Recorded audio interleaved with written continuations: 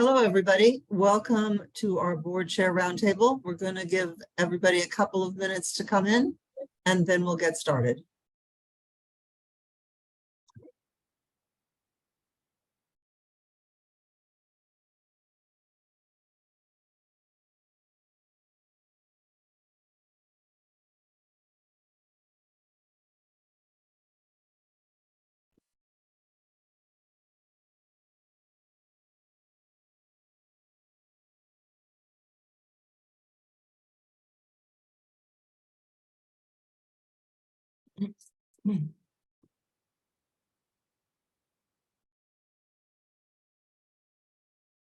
I see, by the way, that Zanetta is in on the participant link.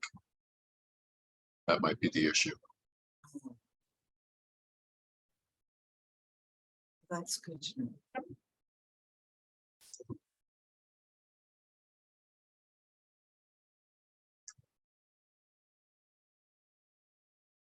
And just dropped. Okay. Hey, Taisheng. Good to see you. Good to see people. Hey, Kyler. All sorts of great people here. All right. Well, let's get started. It's 3 past noon. Welcome, everybody. Thank you for joining us to our board chair roundtable. I am Barbara Paxton, the director of Board Strong. Few housekeeping issues. You are all on mute, so please put questions or comments into the chat as we go along. We are being recorded, and you will receive a link to the recording tomorrow. And while we're waiting, why don't you go ahead and introduce yourselves in the chat and let us know where you're from. I'd like to open by thanking Grassy for their sponsorship of this roundtable series. We very much appreciate their generosity. Just for those of you who are joining us for the first time, Board Strong is a nonprofit organization that works to create a vibrant and healthy nonprofit sector by strengthening and improving the governance and management of charitable organizations. Essentially, we are your one-stop shop for everything having to do with board governance. We do roundtables like this, we do webinars, we train people who are interested in joining boards, and we do consulting and board recruitment, and we have a board matching platform for organizations looking for board members and vice versa. So today we have our board chair roundtable being moderated by the chair of Board Strong, Dr. David Birdsall. He is the provost and senior vice president for academic affairs at Kane University. We're joined by our panelists, Maureen Brady-Atinsky, who's the board chair of SELF, the Children's Environmental Literacy Foundation, and Brian Walters, who's a business loan officer at Sunmark Credit Union, and the board chair of the Regional Food Bank of Northeastern New York. Hopefully, we will be joined in a moment by Zanetta Adams-Pilgrim, who's having technical difficulties. She is a principal at ZAP Consultants and the board chair of Cause Effective. Again, thank you for joining us, and David, over to you. Thank you so much, Barbara. I am delighted to be here with you all this afternoon. Greetings, everyone, friends, some familiar faces in the chat already, and some new folks, at least to me, in our Board Strong Roundtable series. And I'm delighted to be here with such accomplished board chairs to talk about that role and how that role shapes up, given all of the challenges that we're addressing in nonprofit life today. And I am very pleased to be able to welcome as well Zanetta Adams-Pilgrim to the panel just in time, because we're just about to begin the point when I ask you to go around and talk about your organizations. So I'm going to give you a moment to breathe first and ask each one of you, and we'll begin with Maureen, just to say a few words about yourself, what your organization does, a rough idea of size of the organization, and then we will get into the substance of what it means to be a successful board chair today. So Maureen, please take us away. Thank you, David. Welcome, everyone. So I am the chair of SELF, which is Children's Environmental Literacy Foundation, based in Westchester, New York. We have offices in Texas and California. We have a staff of about 13. We're very lean and mean. And our goal and mission is to work with children through the teachers on educating them in sustainability at the K-12 level. We go in, work with the teachers who then teach the students in different areas, whether it's math, music, obviously science, and explain to them, what it is to be a steward of this earth and how to be sustainable. We partner with other organizations in different areas and are looking to grow across the United States and internationally as well. Terrific. Thank you so much. Brian, tell us a little bit about your organization. Hi, thank you. My name is Brian Walters. I am the current board chair for the Regional Food Bank of Northeastern New York. I've been a board member for about 6 years and a volunteer for the organization for about 9 years. We are the largest food bank in New York State in terms of geography covered. We cover about 41% of the state from Rockland County up to the Canadian border. We provide food and necessities to about 350,000 people per month and about 46 million pounds of food per year with over 900 agency partners. And I also currently serve as a business loan officer for Sunmar Credit Union and been in commercial lending for about 23 years. So thank you. Great, thank you so much. And now we also know that Northeastern New York is 41% of the state. It's a remarkable thing. We'll explore that a little later on. Zanetta, please tell us a bit about you and Cause Effective. Thank you. Hi. So I am Zanetta Adams Pilgrim. I have been affiliated with Cause Effective for about 27 years. I came on as development associate 27 years ago. I am now chair of the board, and I have been that, I believe, for about 5 years. We have, I'd say, 13 staff, full and part-time staff, and we provide capacity building services for nonprofits throughout New York City. And also we have expanded nationally. Terrific, thank you so much. So as you can see, we have a diversity of organizations and experiences in those organizations. What we're going to do over the course of the next 35 minutes is talk among ourselves. I have a number of questions for our panelists who are truly adroit at doing some of the things that I wish I were adroit at doing as a board chair. And we'll explore that during that period of time. And then we're going to toss this open to your questions, which we'll try to harvest from chat. And Barbara, I'm going to ask you to help me if you can to try to keep track of those, particularly if they go on through the course of the conversation. So it'd be best if you could hold those questions until, let's say, somewhere around the 12:30 mark, and then I won't lose those up in the personal introductions as we move through.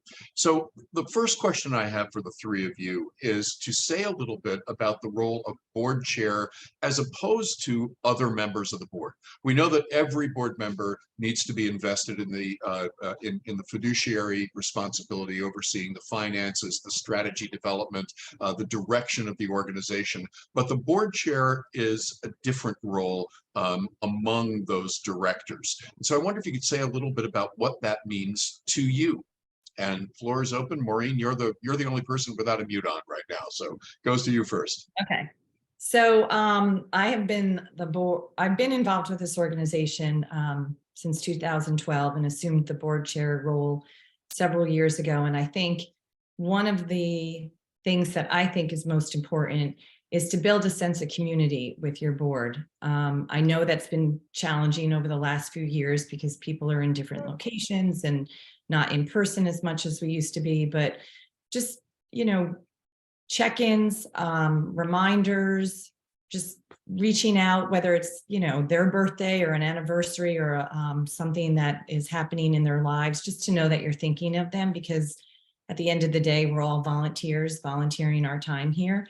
And to be acknowledged, for something that you're spending your time and efforts on is just nice. I mean, so I think for me, it's just making sure I have a pulse on what's happening, reminding them to meet as on their committees outside of the board, in between our board meetings, and just to be a source of, someone who's here to bounce ideas off of or get some information from whenever you want.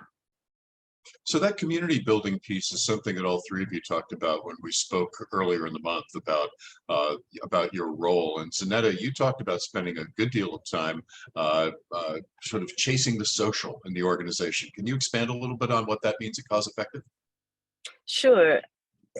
Because one of the roles of the chair is to ensure accountability of the board and individuals on the board, we should, I believe, get to know each other and kind of be friends and ensure that the only reason that you get a call from Zanetta is not just because, you know, you haven't made your annual gift, or, you know, you should get a call from each other and know each other in ways that help to lubricate the working relationship, I think. And so I spend a lot of time doing that. I spend a lot of time kind of remembering people's kids and grandkids and where they're going to college and birthdays, et cetera, et cetera.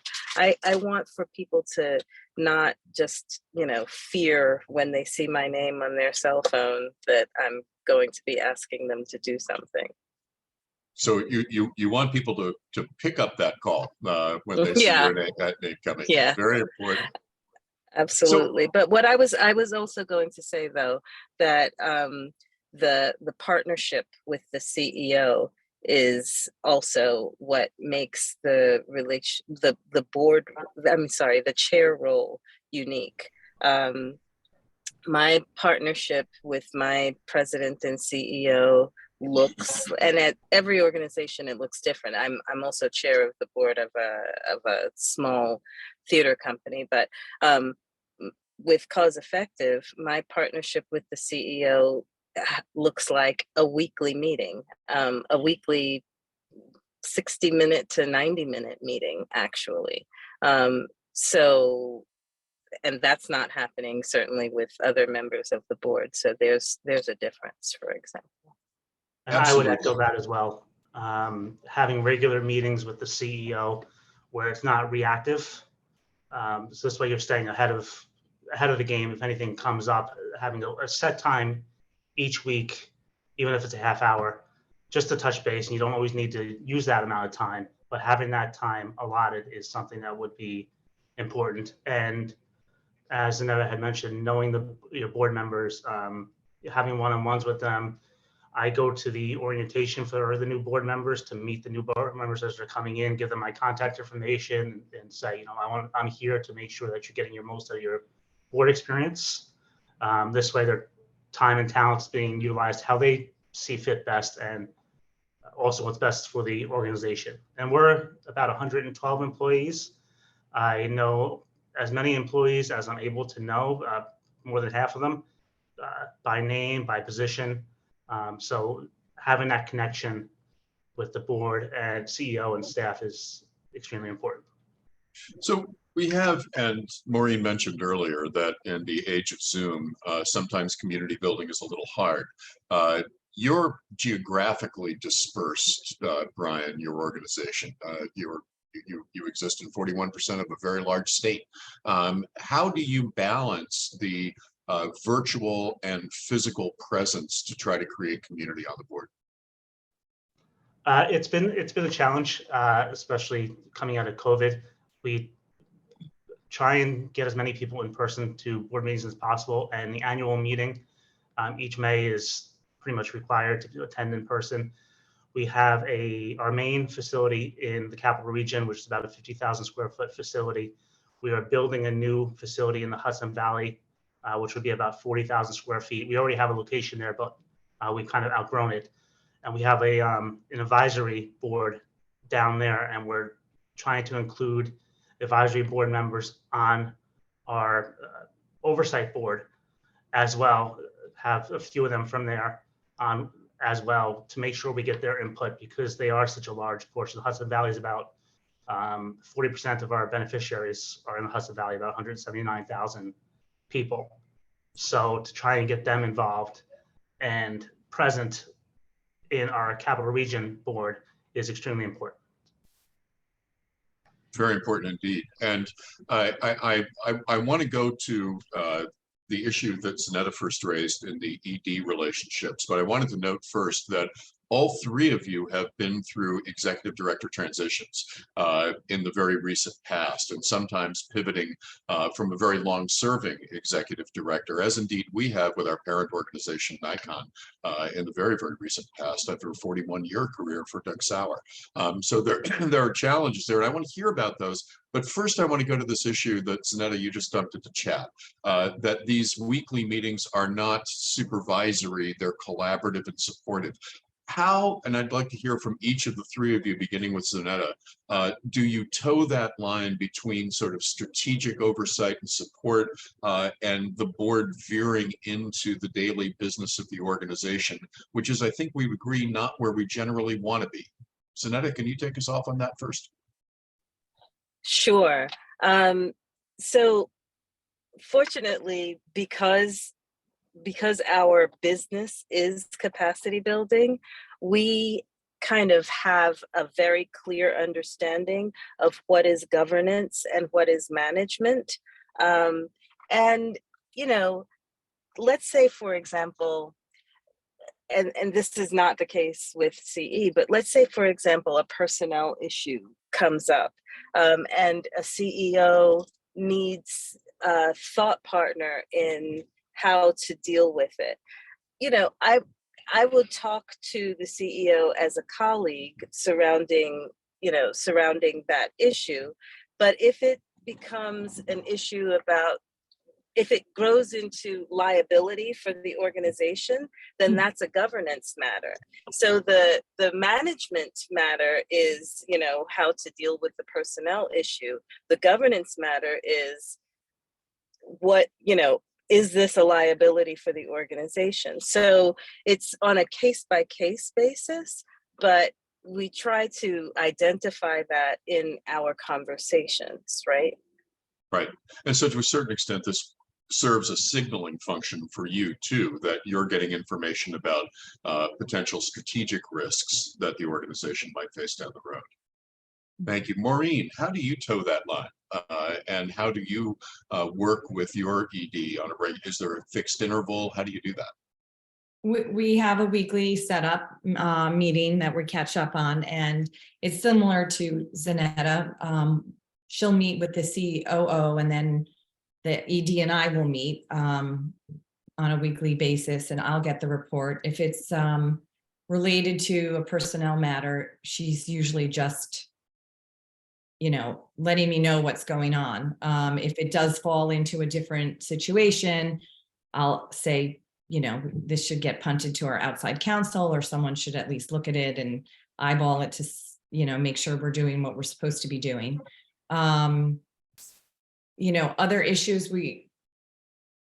she's a pretty strong ED, and so we try not to get involved in, you know, the daily workings of what she's doing with the staff, especially because they have, you know, their own curriculums and agendas that they're doing. But it goes back to just having open lines of communication. She'll just call to bounce things off of me or the vice chair sometimes. And we're here to give her, you know, advice whenever we can, especially since she's new to the organization. We replaced her within the last 2 years. And so there was a learning curve for her to get up to speed.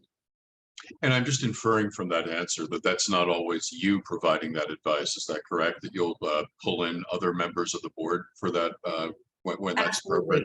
Mostly the executive members, but yes, absolutely. And Brian, same question over to you. What's the cadence of your interaction with the board chair? You know, you have a lot of detailed knowledge about the operations of a complex and physically intensive service situation. How do you manage that? We're fortunate in regards to our current president or CEO is a former board member. So she had been on the board for several years and knows that dynamic, and just conveying that you have the level of trust, I think is important, to know that you trust, that for them to know that you trust them to make those decisions, and to come to you when needed, I think is extremely important. And so I would think that's probably the biggest aspect of it. And we also have laid out pretty detailed sets of parameters on what financial decisions can be made in-house and what needs board or executive committee approvals. This way, they're not just running to us anytime something is needed. They have these thresholds. This can be made independently without seeking board approval. This can be made with executive committee approval, and this can be made with entire board approval. Having those parameters set clearly, I think, is extremely important.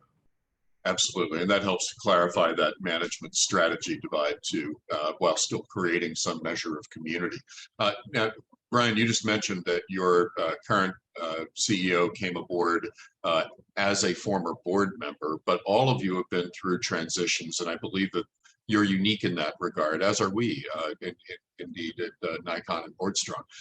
How did you manage the onboarding experience for a new executive director and create that kind of easy, trusting relationship with members of the board? Because you've all been through it, and some of them, and I think one of you twice within the last little while. Maureen, why don't we go to you first? This is the reward of not having your muted. So we replaced the founder and ED of Self about a year and a half ago, and there was a very we knew about it for quite some time, so we were able to prepare for it, and there was a strategic plan in place and an onboarding document that was made with a timeline for our new ED to come in. They did overlap for about a month and a half, and then our former ED obviously, stayed around for any questions by phone or email several months after that. And then the board was there to support her.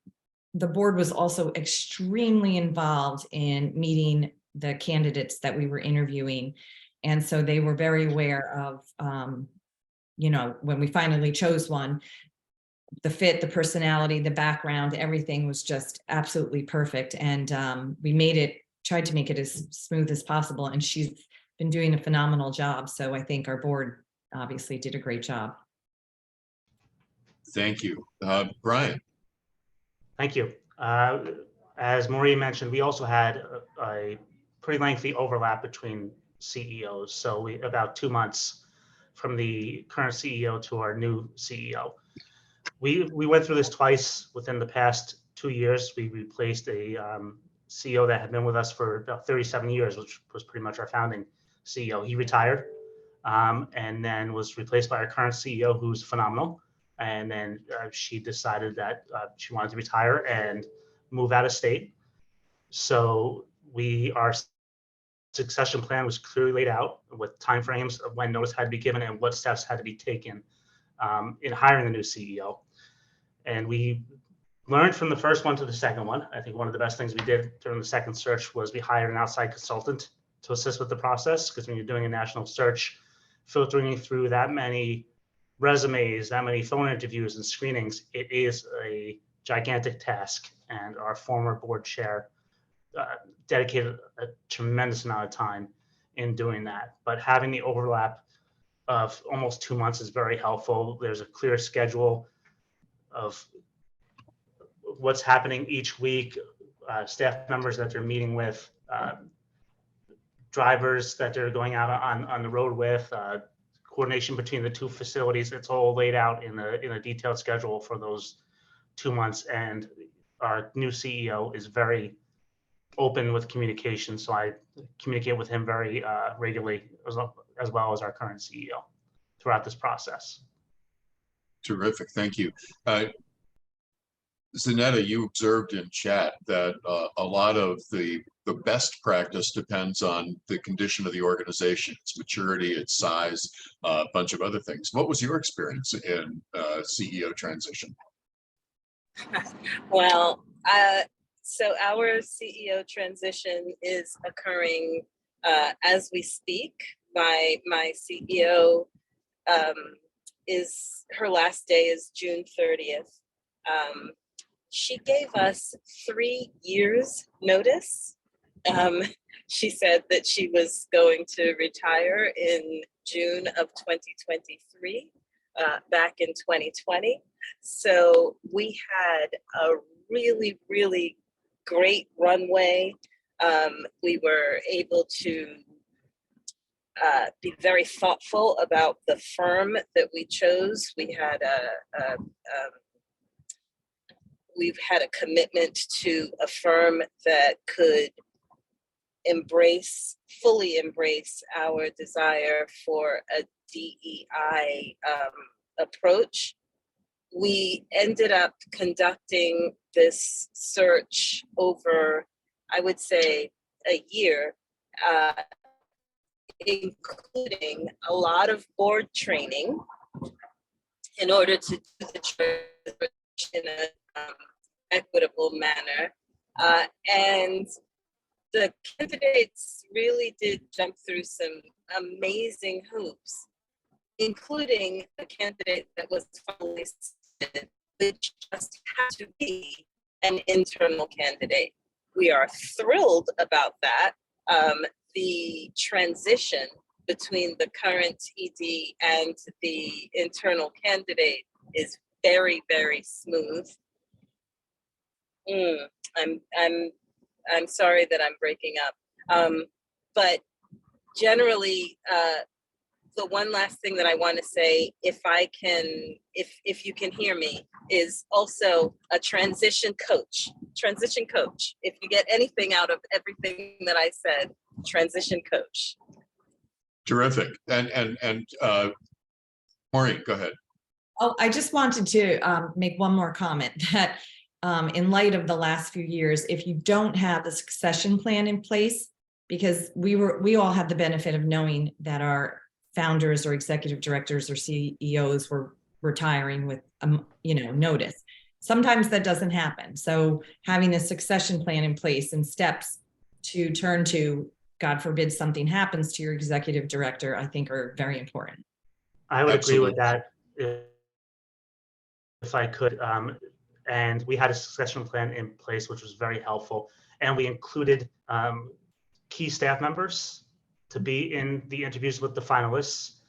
And we had the finalists met with the entire board, but we made it clear we have a search committee, which is the one that's making the final determination.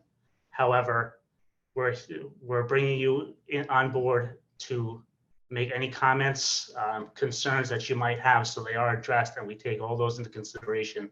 But making sure it's clear that the final candidates are meeting with the staff and the board. However, it's the search committee's role to make that final determination.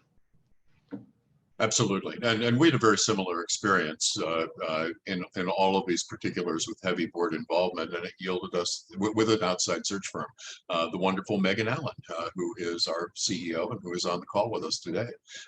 Zanetta, Melinda Goldberg has a question that I think goes to you. Did the ED think 3 years was too long? And I'll add to that, did the board think that it was too long to have 3 years to plot that transition? So no to both of those questions, because the ED actually said, look, June 30th of 2023 will be my last day, or it can be earlier than that if you guys want to, engage in the process earlier and find somebody. And we said, thank you very, very much. And we very much appreciated that she took us through the COVID pandemic, PPP loans, the employee retention tax credit. And it just happens to be a period in time that the last thing we wanted to do was do an executive search in 2020, 2021. It just, so, but she was absolutely willing to cede her position as early as we thought fit. It just happened to be an ideal situation. But yeah, for other folk, I'm sure that it probably would be considered too long. But in the end, it was just transparency. We had that kind of a relationship. She was transparent. She was like, you know, I think my work is done here. And I think that Cause Effective's next iteration requires somebody who has a different approach, who looks different, who sounds different. And, you know, I will help to make that transition in whatever ways you want for me to help. Terrific, thank you. So we've talked about getting the right CEO aboard. We've talked about making sure that you nurture that critical board chair executive relationship. Let's talk a little bit about how you get fellow board members onto the board. What are your recruitment strategies? How do you define diversity? And how have the urgencies of representation in this day and age changed your institutional practices, if they have? And let's begin with Brian.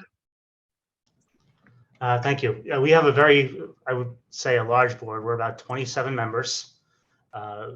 We always require at least 3 members of our board to be members of our agency partners. This way we have individuals that kind of have boots on the ground, kind of to know what's really going on out there. So we always require at least 3 of our board members to be agency partners. And being in the food industry, we partner with a lot of local organizations and supermarkets and things like that we always love having on our board.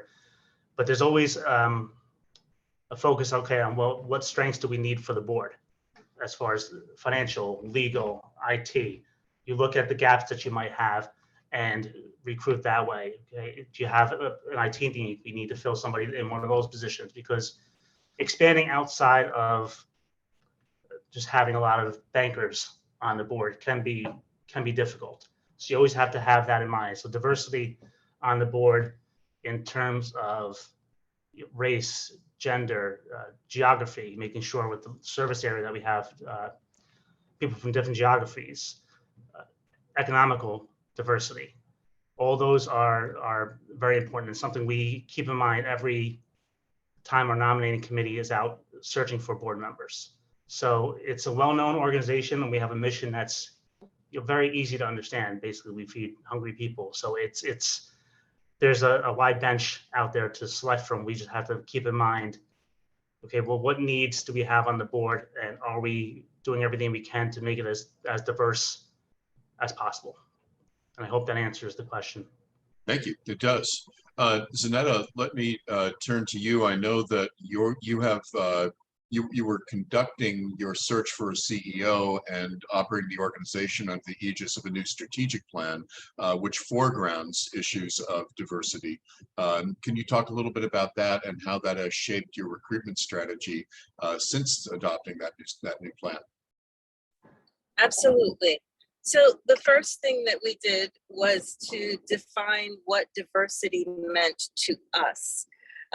Everybody thinks about diversity differently, I think, but much like Brian said, is it race? Is it gender? Is it, client-based? Do we want representation from our client base? What is it that we're looking for? So I think that every organization really has to define that for themselves first. And that's what we did. Secondly, we went through some training. All of us, whether we identify as minorities or whatever, all of us needed training. What we needed training in was to understand our implicit biases, whether or not they were race related or ethnicity related, biases surrounding education, for example, and accreditation, and just all sorts of biases. So that was incorporated into the process. Then once we established what our matrix looks like for the board and for the staff, we tried to define how open our process would be for, for the recruitment process for the executive director. And we chose a firm, a recruiting firm, really based upon their walking the walk and talking the talk. They were really, really good in DEI, and that's why we chose them. Every other firm that we interviewed was just not as good as they were in bringing this to the forefront. Terrific, thank you. Maureen, same question to you, and I wonder if you could bring in some of the international perspective as well, because I know that you do some of your education work with institutions outside of the US. We do, but we don't have any international board members yet. But we've put in place everything that Zanetta and Brian have talked about. And I do want to just mention a couple of things. I see some chatter in the chat box about outsourcing some board roles, which you can't do because of fiduciary responsibilities, but you can obviously find organizations to help you find board members to sort of, spread out either across the states or the globe, and also in specific targeted areas if you want. But we, as an educational nonprofit, we want to balance our board with obviously people who can fundraise for us and raise our awareness level, but we also have educators on our board. And so they cannot bring the same dollars to the table that, financial people can. So as a board, we decided to do a different give or get for them. So we have tailored, give or gets for certain board members, depending on what background they have. But we feel that it's something beneficial because it just brings more representation to our board. But now that we have changed our bylaws so that we don't have to meet in person, which obviously came out of the pandemic, and we're across the United States, we're looking in different areas, and that has opened up a lot of doors for us to be able to source new board members all over.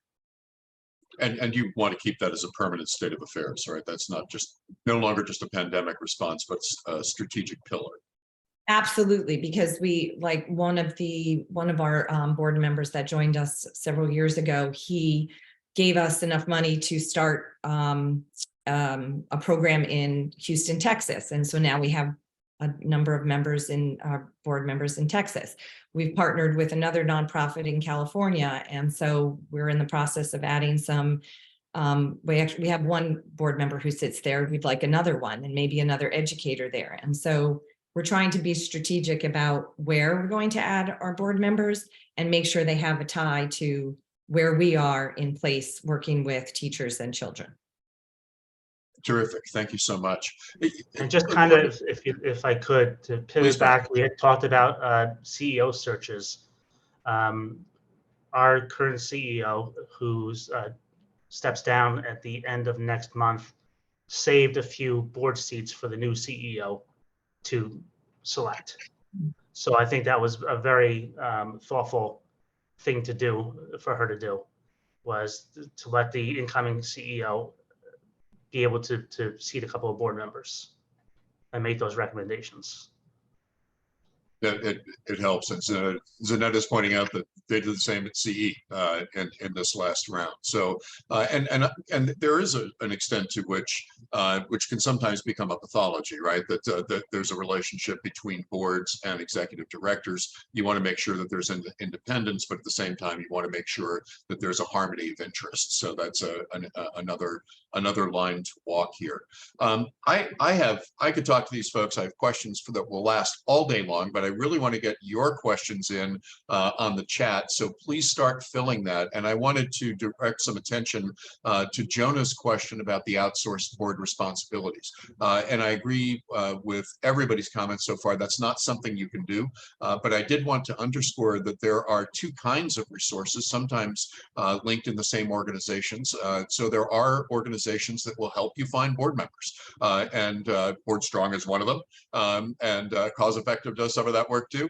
And maybe Barbara will be able to put into the chat links to where we do that work so that you can avail yourself of browsing opportunities after the conversation is over. But there are also organizations, and again, Board Strong and Cost Effective are two of them, that will help a board work through problems that they may be facing, so that if you feel that you have a board that isn't able to tackle a particular challenge that's strategically important for the organization, you can help make it work through external advice that oftentimes is paid for by third-party funders like a foundation, which will pay for all of its grantees to get a certain kind of service or touch. So please think about that as an option for you to pursue. And there are lots of different organizations with different approaches, and you'll find the right one out there.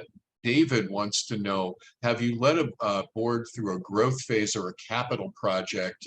Do you have capital fundraising advice? Brian, I know that you have done capital projects and building your distribution facilities. Do you want to talk about that? We are going through one right now. We are building a new facility in the Hudson Valley. So as far as leading through a growth phase, going through COVID, I guess you could call that a growth phase. We went from 38 million pounds of food delivered to about 55 million pounds of food. And what we did was, during that emergency situation, we extended all the board members' terms by 1 year. Our board has 3-year terms, and you can do 2 consecutive 3-year terms, and we extended every board member's term by 1 year to try and get through that emergency situation that we were going through. And we are, as you had said, building a new facility in the Hudson Valley, and we are starting a capital campaign on that. We are in the early stages of that. There's a big focus on transitioning to major gifts for that, and reaching out to well-known major gift donors in the area. And we are working through a lot of government funds as kind of a primary source to obtain funding for the building, which thankfully we were able to get some grants to assist with that. But to fill in that gap, we are looking at major gifts as kind of the primary way to achieve those funds. Thank you so much. I want to give Maureen and Zanetta the opportunity to jump in here, or should I go on to the next question? Growth phase or capital projects? Maureen? No capital project, but growth phase for sure. And when we launched in Texas, we sent our executive director down to do a feasibility study to make sure that we were going into an area that, you know, his funds were going to allow us to do what we had to do. And so I would definitely recommend, you know, doing something like that if you're looking to expand your organization. There was another question in here about, term limits.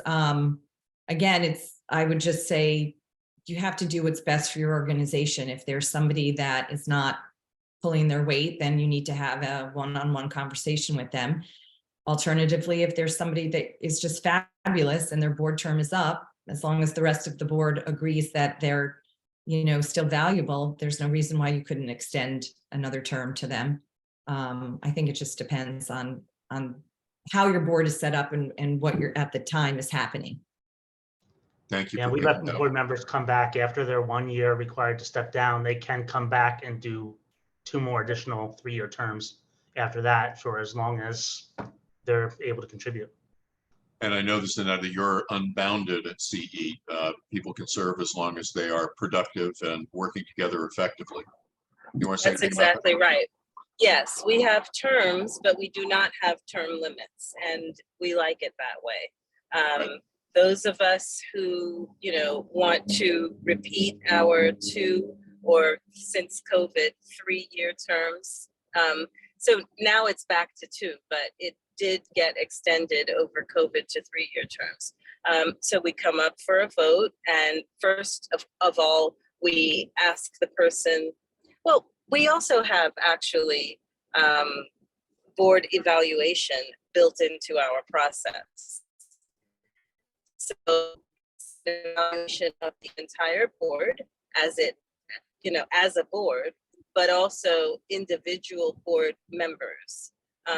And so we ask the board to self-assess, and it's pretty easy, because as you become a board member, you sign a letter of commitment that pretty much outlines the things that we are expecting.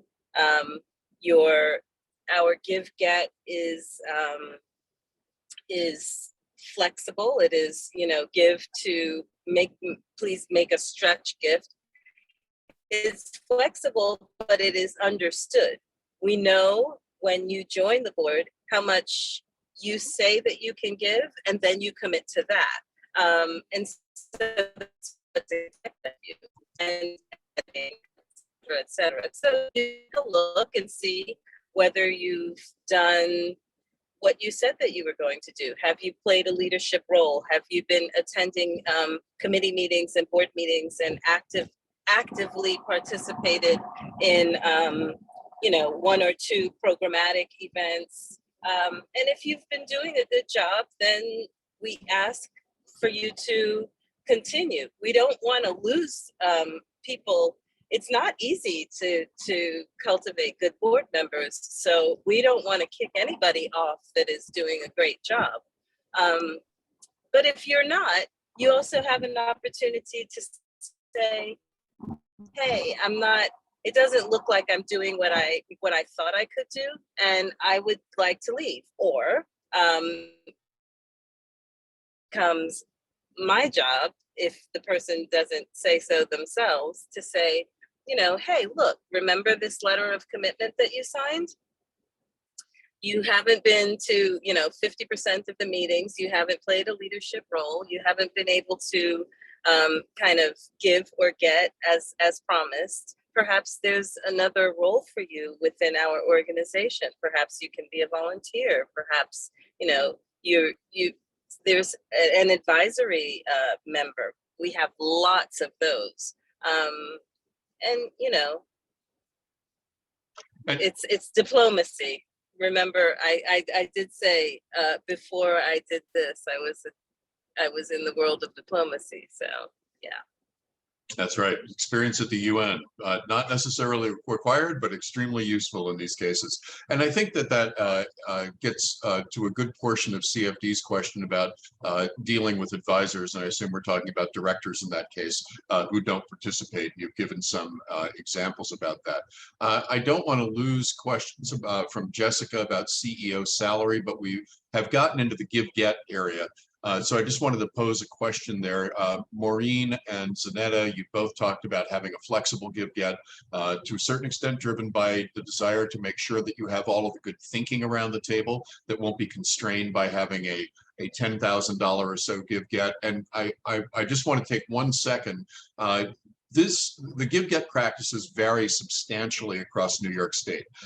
In New York City, it's almost a given that there is a give-get. And sometimes that number, if you're dealing with a big institution like the public library, a museum, a hospital, that number might be quite large. It might be into the high 5, low 6, even mid 6-figure range. And other organizations, it might be quite a bit lower. And some organizations just talk about doing something that's meaningful. Outside of New York City, but still within the Empire State, there are a number of organizations that have no even notional give-get. So there are a lot of cultural practices. Some of them are regionally specific that we do want to pay attention to here. But I hear that at least your two organizations have changed your approach to give-get in the relatively recent past. Brian, where is the food bank in terms of give-get? We really do not have that number set.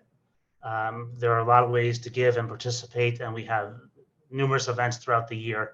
So it's asked for everybody to contribute in some way, whether that be attending an event, attending our annual gala dinner or a golf event or something like that, where you are participating, and it is a contribution of funds. That is something that we do like to see, but there isn't any specific policy on an amount or requirement currently.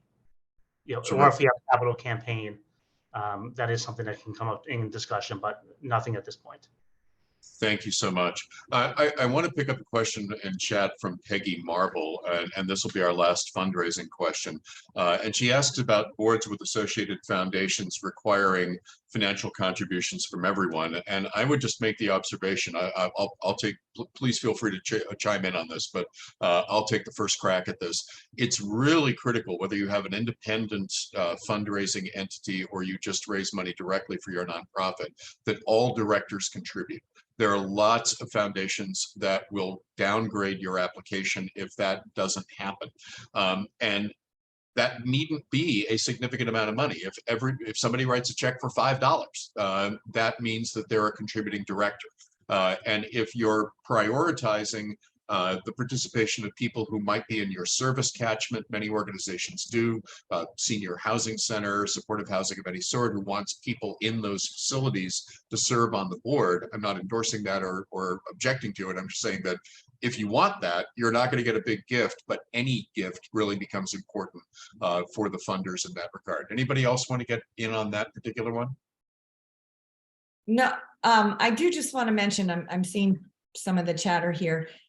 The give-get also needs to be clarified a little bit, because we actually had a board member who thought that the amount of money we discussed with him when he was joining our board was, he didn't necessarily have to give it, he could go get it. And there needed to be some clarification on, you know, this is your give, and then after that, this is what you're expect to get. But as a small nonprofit, we rely on this board give as, you know, part of our operating budget, which is huge for us. And so, yes, we do have different levels for certain people, because we want our board to be diverse from the educator perspective. But you still need to have, I believe, a certain amount, at least, you know, in a small nonprofit as a give from the board members. And then also it goes to whatever funding you're applying to. Yes, 100% participation. Absolutely critical. I think, you know, one of the takeaways here on give-gets, on term limits, on everything, is that you just need to make sure that you conform your bylaws and then the explicit conversations about those bylaws to whatever you want to see happen in the organization. If you want the term limit, then it's got to be there. If you want to waive the term limit and you want to be specific about why that, or under what circumstances that obtains, just make sure that it's in your bylaws so that everybody can see clearly what the board practices would be. And that would be true of give-get too. And Maureen, thank you so much for that clarification on the way that you're dealing with that at your organization. But there are organizations that are perfectly fine that if you give or get X amount of money, that is fine. It doesn't matter how it comes in, it just matters that it does. So making clear to everybody what that looks like is extremely important. Zanetta has observed that give-get might be perpetuating systemic disparities and preventing people from participating in decision-making roles in community-based organizations, which become less community-based if they can't participate. So that is one of the major questions nationally now about the role of give-get and how we harmonize that on the board.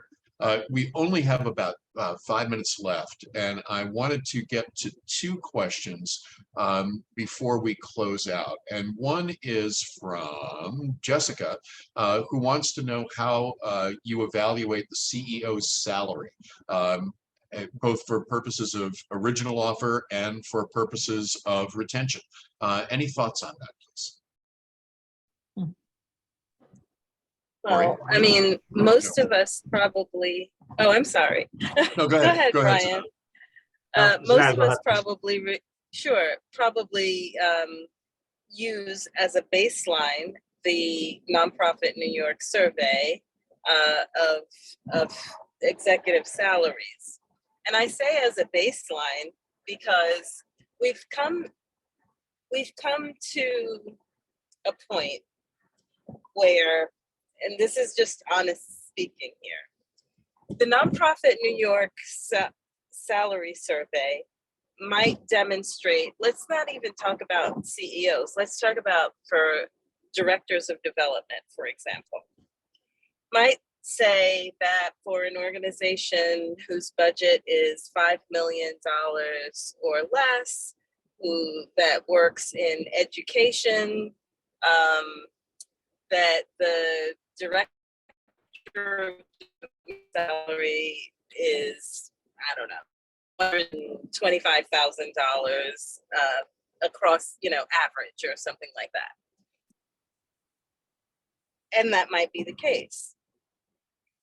But you go ahead and try to find, if you're committed to, trying to raise as is of people of color in the industry and all the rest. You go ahead and try to find someone who would take your salary, and it proves more difficult, right? And so then you have to be really flexible. It really depends upon how much you really want it, right? And that goes for CEOs as well. It's what the average is and what the post-COVID environment has created, especially now that we have a hybrid and virtual offerings, is very, very different. It's disparate, I think.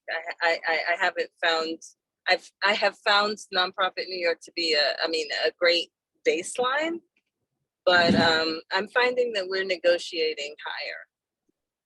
Yeah, I think it's safe to say that many of these salaries have crept up. And if I can just answer quickly so that we can get one more question in here, colleagues. You'll also see that there are significant differences depending on where you are. If you're in New York City, you are going to have to pay more, period, full stop. If you are in areas of the state where the overall salary structure and the overall income levels are lower, you're probably going to be able to get away with a little bit lower salaries. But do use those external approach. The New York Nonprofit Survey is a city survey. So, you do want to think about what sources of information you have, and sometimes funders can be helpful, and you always have the opportunity to look at a 990, and almost always you'll see the executive director's salary on a 990, and you'll get a sense of what comparables look like around the area. We have a bunch of questions that we're just not going to be able to get to. Amy, the specific question, talk to Barbara Paxton later today. She'd be happy to address some of those issues. We have questions about advisory boards versus fiduciary boards versus fundraising boards, and I'll add junior boards. There are a bunch of different ways to talk about these things. Today, we've really been focused on the fiduciary board and the leadership of that organization. And I just want to close this out by thanking our panelists. Please give them a huge round of virtual applause for all of their good thoughts on this today. Brian, Maureen, Zanetta, you've been terrific. And we have some nice comments in chat about all the good advice that you provided today. I appreciate it, and kick this back over to Ms. Paxton. Yes, thank you as well, David. This has been a really great conversation. Very much appreciate it.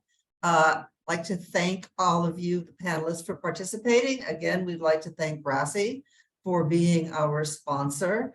And we'd like to invite you to our next panel, which will be September 19th, on the board's role in benefit planning. So thank you for joining us. You'll get a recording of this by the end of the week. And in the meantime, everyone, I hope you enjoy the rest of your summer. Thank you again. Have a good afternoon, everybody. Thank you, everyone. Good afternoon, and thank you.